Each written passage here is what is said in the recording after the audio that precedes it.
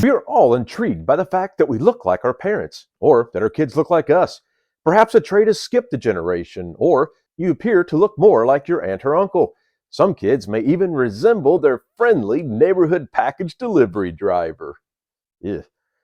Regardless, we now know that traits we inherit are provided for by DNA from our parents. Meiosis shows us that gametes recombine parental genes on a chromosome and that you form from a zygote due to the mixing of your parents' gametes. In this set of videos, we will explore the workings of a humble Catholic monk and his work with pea plants to help us understand classical genetics. Please know that while Mendel's work is really important, his findings are one of many different modes of inheritance. Much of our understanding of genetics is far more complicated, but this is a good place to start. Parents provide us with the genes we have, but our understanding of this process was not well understood until a young man by the name of Gregor Mendel discovered the basic patterns of inheritance using the pea plant. Gregor Mendel was a Catholic priest and scientist who joined the Augustinian Abbey of St. Thomas in what is now the Czech Republic in Europe. Mendel was a teacher of physics, botany, and natural sciences at both secondary and university levels.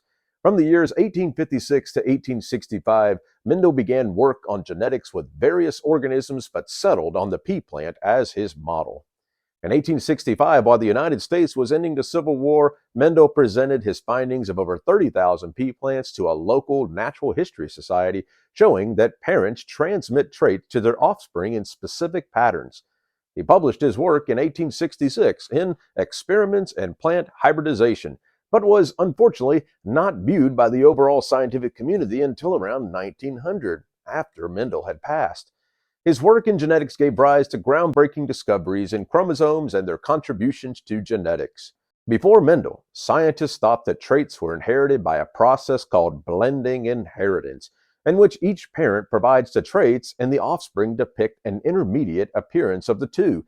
And while this can be true in some areas, such as human height, skin color, and eye color, other traits have two or very few distinguishable traits. In other words, an organism either displays one type or the other, with nothing in between.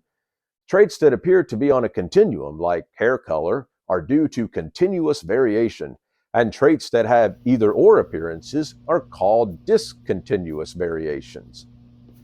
Mendel was able to experimentally provide evidence of discontinuous variation in his pea plants. Mendel settled on the garden pea plant, Pisum sativum, to study inheritance.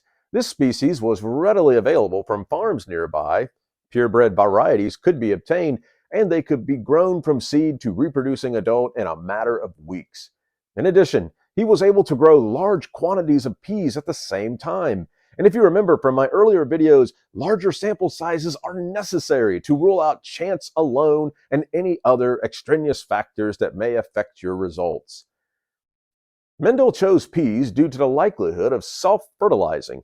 The pea plant flowers are so enclosed that it makes it easy for a single plant to fertilize its own eggs, producing offspring that appear just like the parent. Mendel would also cross-pollinate between two separate parent plants. And to do this, he would remove the stamens, or the male floral parts that make pollen, from one parent and retrieve pollen with a paintbrush from the other parent. The second parent's pollen would then be used to pollinate the first parent. Mendel would call the original parents in his work the pea, or parental generation. The offspring of this generation would be called the F1, or first filial generation. He often would allow the F1 generation to self-fertilize, producing the F2 generation afterwards. He would then continue with F3, F4, etc. as the need arose.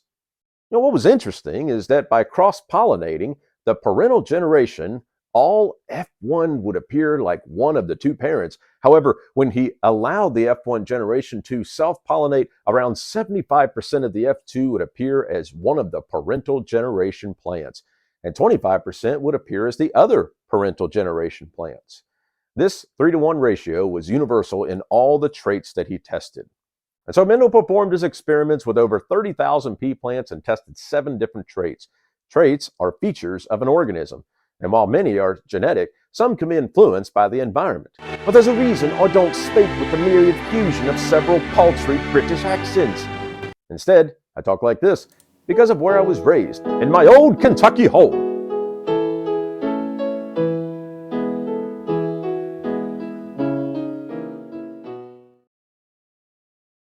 All pea plant traits tested were genetically determined.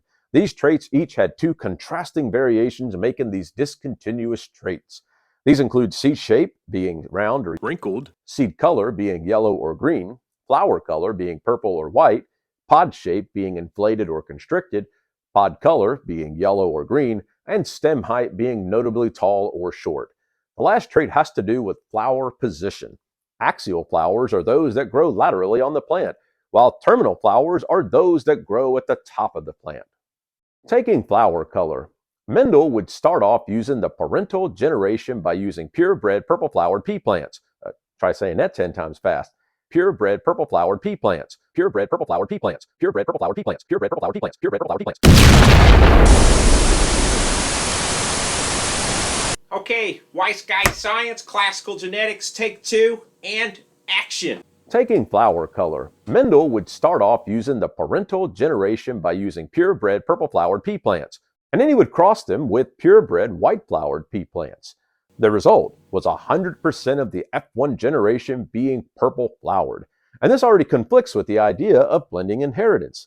So if that were true, the flowers should have all appeared as a pale purple color. Instead, they all appear as the purple-flowered pea plant of the parental generation.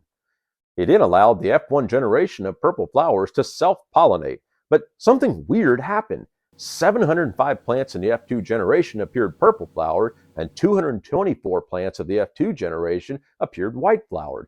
The white flower trait reappeared, and this made a ratio of 3.15 purple flowers to 1 white flower, or a 3-to-1 ratio! Next, Mendel was curious if the sex of the gamete had any bearing on flower color. So he pollinated a purebred purple-flowered pea plant with purebred white-flowered pea plant's pollen. To his surprise, the same pattern ensued, and not just with flower color, but the other 6 traits as well. Every F2 generation had a 3-to-1 ratio regardless of the sex of the gametes in the beginning. In other words, the sex of the parents had no bearing on the traits of the offspring. And because of this 3-to-1 ratio, Mendel realized that some traits appeared dominant, while others appeared submissive. I mean recessive. In other words, purple-flowered pea plants were dominant to white-flowered pea plants, which are recessive. To be dominant means that in the presence of a recessive trait, the dominant one will prevail. And due to this, Mendel proposed that organisms have 2 copies of each trait, and when a recessive trait appears, this is due to having copies of the recessive form. Having only 1 copy of the dominant form is enough for the dominant trait to be expressed. And while dominant traits appear more common in a population, it is not always true. So now that we have seen the basis of Mendel's work, how can we explain these patterns of inheritance? In our next set of videos, we will look at the laws of inheritance.